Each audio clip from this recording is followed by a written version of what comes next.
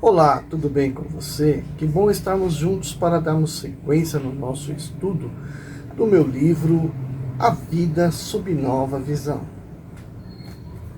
Eu sou o professor Wagner Klein, sou professor de Física, terapeuta holístico e você está no canal Sob Nova Visão.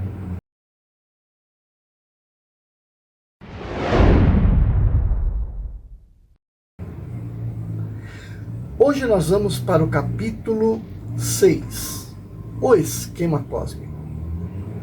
Talvez você já tenha se perguntado sobre a vida existir apenas aqui na Terra, neste nosso sistema solar. Por que não há seres humanos nos outros planetas? A resposta é simples. É aqui que se desenvolve a alma no corpo material humano. Sabemos que, sobre esse corpo material, agem simultaneamente a Terra e o Sol. Poderíamos até romantizar dizendo serem nossa mãe e nosso pai. Se por um lado a Terra é a Terra que nos fornece todo o material necessário para vivermos, por outro, é o Sol responsável direto por todos os fenômenos climáticos e toda a dinâmica da vida.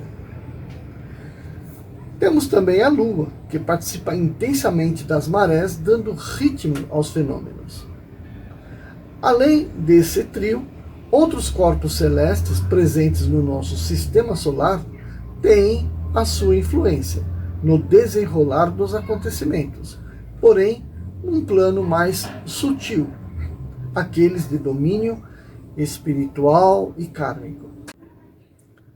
Há muito tempo as civilizações apontam para o estudo da astrologia, estudando a influência dos astros na vida humana. Muitos são confusos, outros mais precisos, alguns totalmente enganosos, como qualquer outra área do conhecimento humano. A vida do indivíduo na Terra, normalmente medida em revoluções da Terra em torno do Sol, os anos, ao longo do zodíaco, determinará um potencial kármico que será exaurido numa próxima existência, enquanto outros planetas completarem suas revoluções também. Assim, vão se processando os esquemas cósmicos, podendo revelá-los através dos mapas astrológicos dos indivíduos, bastando saber suas coordenadas de tempo e de espaço em que nasceram.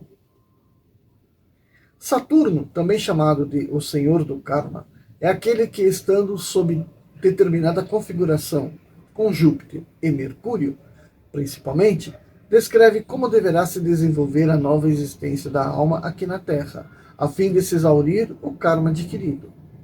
Ainda nos falta a matemática adequada para explicar o que estou escrevendo, mas não faltam literaturas que exemplifiquem e comprovem a sua veracidade. Saturno dá a quantidade, a natureza do karma e a sua totalidade.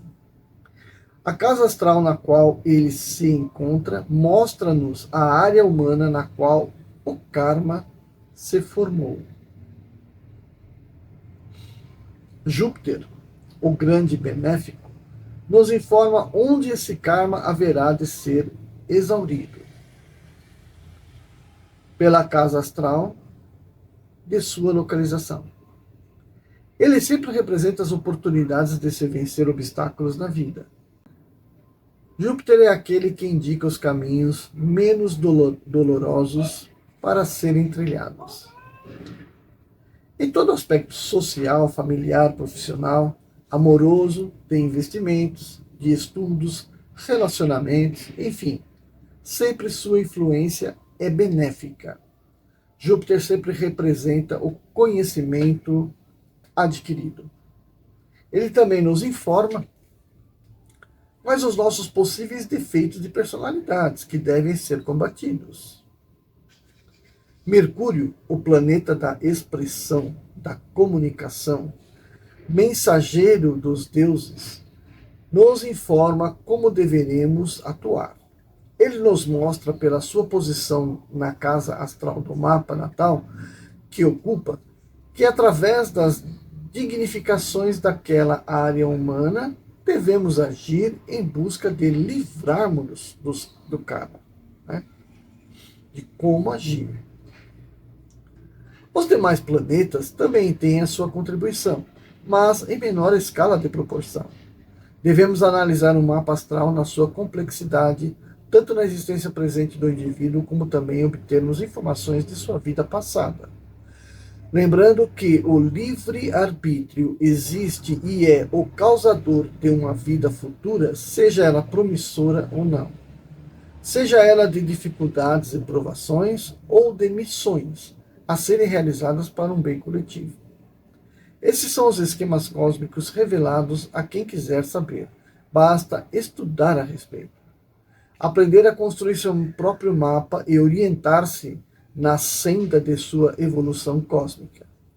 Sabemos que o grande astrônomo Johannes Kepler, antes de se tornar célebre por descobrir a cinemática planetária e provar ao mundo definitivamente que o Sol é o centro do sistema e a Terra orbita em seu redor, ele sempre foi adepto da astrologia e sempre viveu de suas interpretações dos mapas que montava para pessoas famosas e influentes de sua época. Então ele foi, durante muitos anos, uma espécie de mentor, né, do rei da Rússia.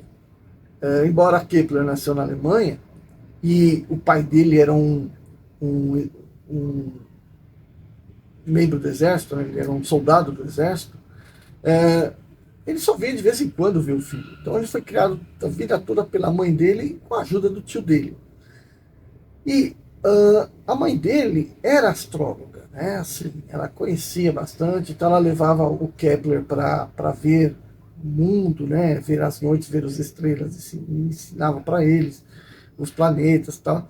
Então ele, desde pequenininho, né, foi assim, criando aquele amor por estudar o céu, né? Então, como naquela época não existia muita diferença entre astrologia e astronomia, era tudo a mesma coisa, ele foi aprendendo aquilo e ia fazer os mapas astrológicos, e aí começou a interpretá-los com grande precisão.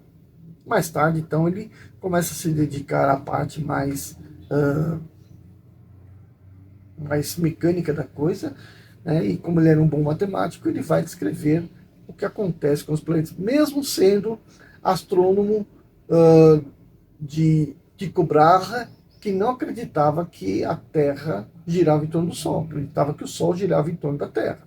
Então, Tycho Brahe tinha, na Dinamarca, tinha lá o seu observatório. O que é um observatório naquela época? Era subir numa certa altura e poder olhar o horizonte. Não existia o telescópio. Para Kepler, sim, porque Galileu já fez, e até a história consta que ele cedeu um telescópio para o Kepler, né? E o Kepler poder olhar o mundo. Bom, mas aí o Kepler também foi astrônomo. Kepler nasceu em 1571 e morreu em 1630. Ele teria proposto que Jesus havia nascido cerca de 7 anos antes da data fixada para o ano 1 da era cristã, tomando a conjunção entre Júpiter e Saturno, na qual os planetas estariam bem juntos no nosso raio de visão, como sendo a tal estrela de Belém. A astrologia, inclusive, faz parte da mitologia acerca do nascimento de todos os avatares, mensageiros de Deus, como Jesus. Então agora a gente vai entrar um pouco nesse outro aspecto aqui. Então o que o Kepler frisou, né, que houve então uma conjunção Júpiter-Saturno, que são os dois planetas muito brilhantes, né? E quando estão em conjunção, tornam um brilho muito maior se estiver exatamente, né, no mesmo grau. E aí ele viu que isso seria possível, visto daqui da Terra, né? Os dois bem juntinhos, parecendo uma estrela única. E esse episódio teria acontecido aí 7 anos antes do ano 1. Quer dizer, naquele voltou 7 anos antes do ano 1, né? Ele estava dentro do calendário juliano ainda, né? Então ele define lá qual que era a data, né? Que seria teria acontecido aquilo, e acontecem duas vezes, né? Depende do movimento da Terra, acontece um momento, depois a Terra dá a volta e vê de novo aquela mesma situação. O nascimento na data de 25 de dezembro e a morte na cruz, com a ressurreição no terceiro dia, estão ligadas ao fenômeno de que, no hemisfério norte, o solstício de inverno, que se dá entre 21 e 22 de dezembro, no dia 25, acontece que. Não, dia 21 e 22 ele está mais. O sol está mais caído no horizonte. E aí ele permanece, né, no grau mais baixo, mais ou menos uns 3 dias. É que a gente vai enxergar o sol mais para baixo possível, cerca de 3 dias. Mas no dia 25, então ele já toma um curso de volta para o norte, como se estivesse renascendo. Então, 25 de dezembro, que é o renascimento do sol para o hemisfério norte, né, depois do inverno, então ele, depois do inverno, depois do solstício do inverno, né, então ele está voltando ainda em pleno inverno, tá? Mas ele está subindo em direção ao norte, ou seja, no inverno, no outono ele está descendo para o sul. O sol vai caindo, ficando cada vez mais para baixo, na direção sul, ele aponta lá para o Cruzeiro do Sul, né? E aí ele vai por ali desaparecer não, vai ficar o mais baixo possível. Durante 3 dias ele começa a subir ali onde está o Cruzeiro do Sul. Então aí você tem uma ideia, né, do renascimento na cruz. Olha que curioso. E aí ele segue para o norte. Aí todo o inverno vai se passar ainda, porque aquele era o solstício. Então vai todo o inverno passar até chegar a primavera, que tem o equinócio, né? E depois entra para o verão, que os dias são... Aí quando chega no solstício de verão, o que acontece? Ele começa a voltar para o sul. Tá? Mas aí tá lá nos dias, a partir do solstício de primavera, ele tá, os dias vão ficando maiores do que as noites. Né? Daí vem o calor, mano. Bom, nos últimos dias do Sol, que se põe próximo onde se vê a constelação do Cruzeiro do Sul. Durante 3 dias ele se põe praticamente no mesmo lugar. Isto é a declinação máxima ao sul no solstício de inverno. E depois então, terceiro dia, recomeça a sua trajetória em direção ao norte. É a ressurreição. É também o nascimento. Mas ele bem provavelmente, então veja bem, só Jesus nasceu no 25 de dezembro. Então todos os avatares aí que você for estudar aí, vão dizer que nasceu lá no dia 25 de dezembro, que teve a sua, que renasceu, que teve a sua, morreu e ressuscitou, morreu numa cruz, ressuscitou. Bom, que todos os avatares eu estou falando? Estou falando de vários deles. Essas primeiras implicações foram vistas, lidas no tempo de Luxor a respeito do deus Horus, filho de quem? De Ísis, a deusa virgem. Então, existe aí, parece que um plágio, né? Mas não é só plágio do povo judeu, né? Esse plágio não pode se dizer, nem dizer que é plágio, né? É simplesmente para dizer que é o espírito crístico, né? Então, o Horus, Krishna, Buda e etc., um monte deles tem essa referência, tá?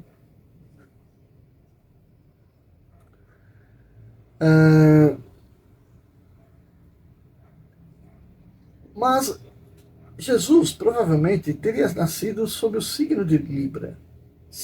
Porque 6 meses depois de João Batista, que em algum lugar da Bíblia lá está dizendo que ele era de Áries. Também há a passagem bíblica em que Jesus se referia ao fim dos tempos, provavelmente como o fim da era da qual ele era o Messias. Então, uma outra referência astrológica. Por quê? Porque se você fixar lá o ano 1, no qual ele teria nascido,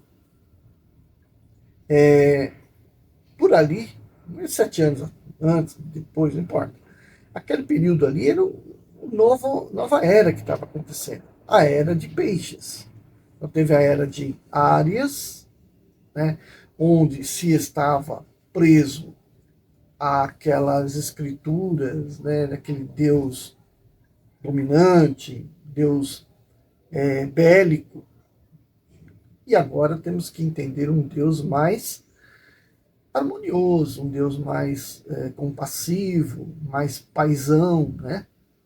E aí, portanto, esse é o novo Deus, um Deus do amor, não da guerra, da luta, da imposição, mas Deus do amor, da compreensão, da ajuda ao próximo, né? Então, é uma transformação que está acontecendo. Então, Jesus foi o mentor da humanidade do ano 1 até o fim dos tempos. Que fim dos tempos são esses?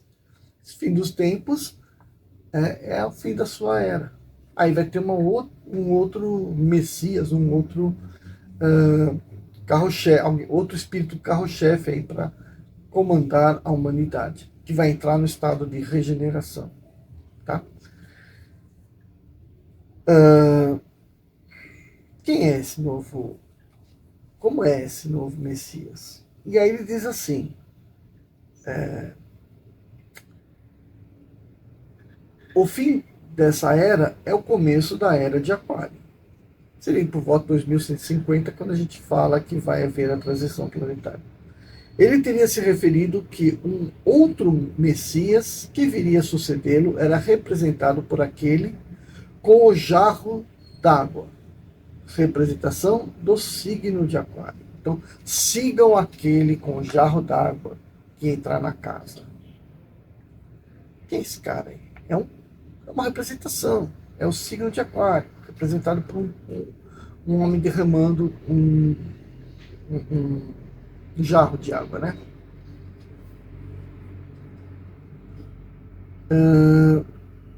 Representação do signo de Aquário. Então veja, essas daí, fora essas comparações entre nascimento, entre Jesus e outros grandes avatares, uma outra curiosa é de Jesus com o deus Dionísios do grego, que também nasceu nesse mesmo dia, patati patatá, que ele fez o seu primeiro milagre, transformar água em vinho. Né? Dionísio, o deus do vinho, transformou a água em vinho.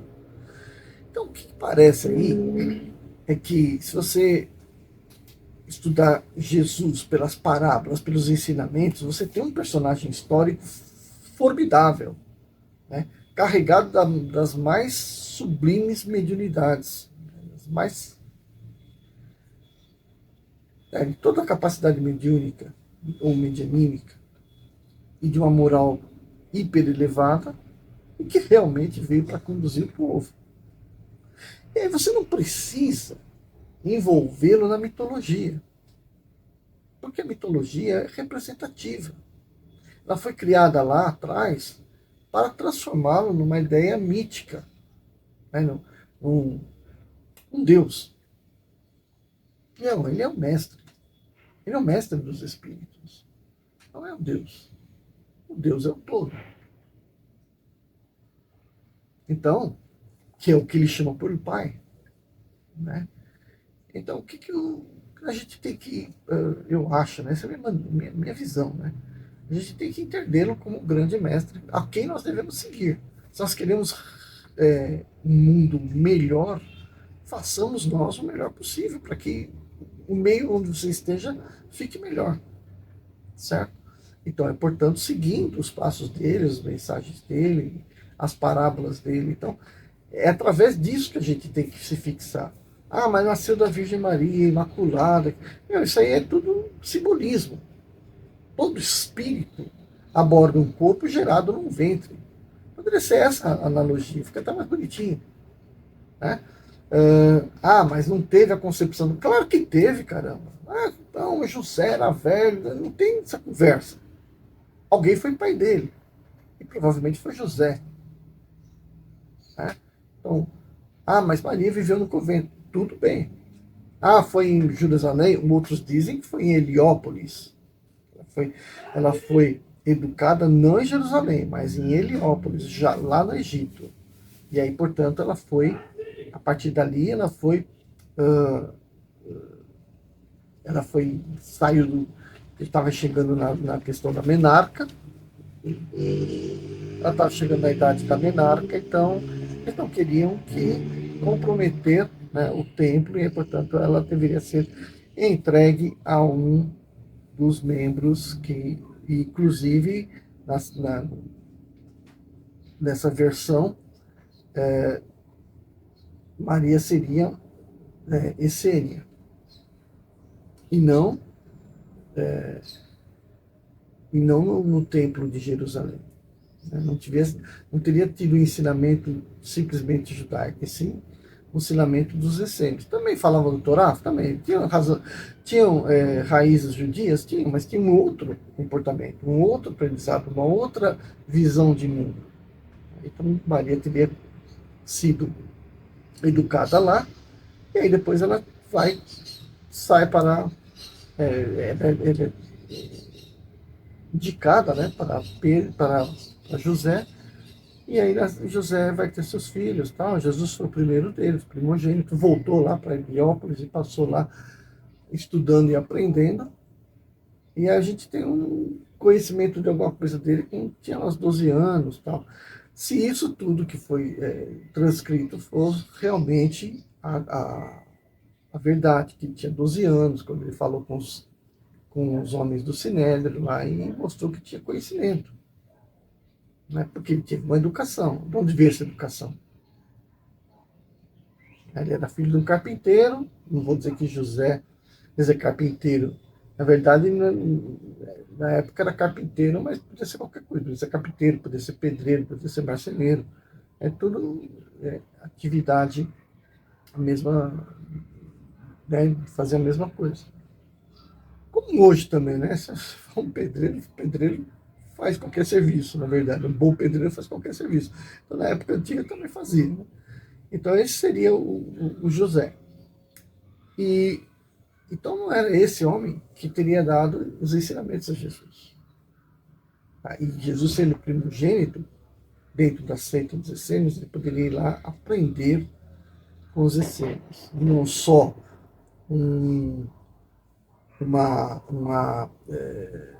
sobre a religião judaica, como também aprender sobre outros assuntos, sobre a vida, né, o comportamento da vida, o que comer, como comer, como tomar banho, como se vestir, enfim, que hora deve dormir, enfim, todo um ensinamento lá para que tenha uma vida próspera.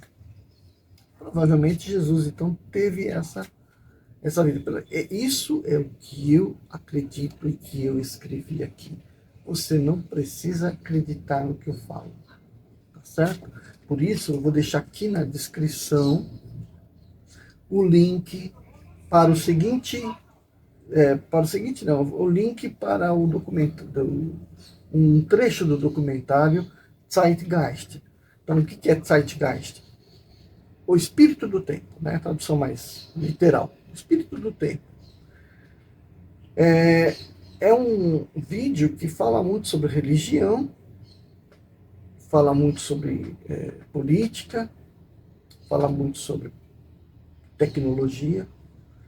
Então, o que no caso aqui interessa é a questão que fala das religiões. Então, lá eles apresentam ali uma ampla discussão sobre isso que eu falei, das comparações da vida de Jesus. Só que lá, eles têm um propósito, na verdade, de cutucar a igreja, né? Cutucar a igreja, cutucar a Bíblia, na verdade, né? Como um grande instrumento de ensino espiritual para a humanidade, a cutucar, enfiar o dedo naquele assunto ali.